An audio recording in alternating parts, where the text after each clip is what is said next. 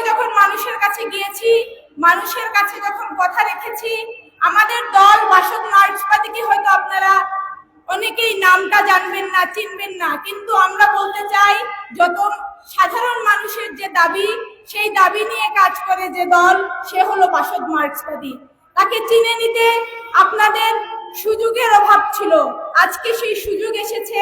আপনারা সঠিক জনগণের দলকে চিনে নেন, সেই আহ্বান আমরা রাখছি।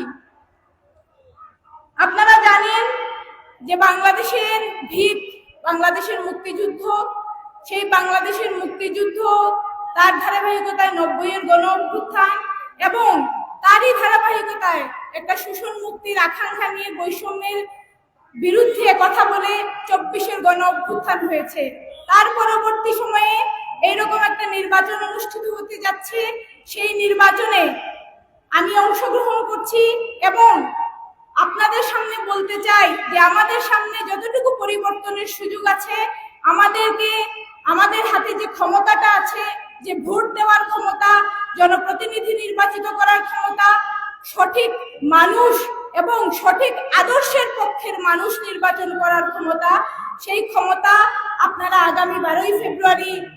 আপনাদের সেই ক্ষমতাকে প্রতিষ্ঠিত করবেন, সেই আহ্বান আমরা রাখছি। আমরা চাই সব ধর্ম, বর্ণ, জাতি, লিঙ্গ নির্বিশেষে সকল মানুষের জন্য একটা নিরাপদ বাসযোগ্য বাংলাদেশ গড়ে তোলা। সেই লক্ষ্যেই বাংলাদেশের সংসদ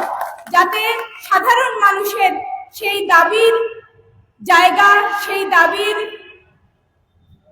প্ল্যাটফর্ম হয়ে ওঠে, সেই জিনিসকে তুলে ধরার জন্যই আমরা নির্বাচনে জয়ী হতে চাই। সেই মানুষের দাবির